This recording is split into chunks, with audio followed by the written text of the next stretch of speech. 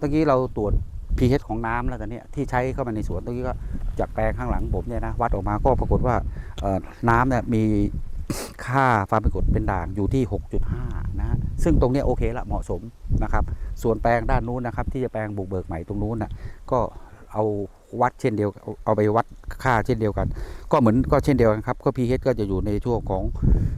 6.5 ถึง 7 นะครับตรงนี้ถือว่าเหมาะสมมากนะครับก็ไม่ต้องทำการปรับน้ำที่นี่มีปัญหาเรื่องดินเป็นกรดแล้วก็ทำการปรับดินเป็นกรดนะครับอย่างที่ผมบอกนะครับอันนี้เรื่อง pH ของน้ำนะครับ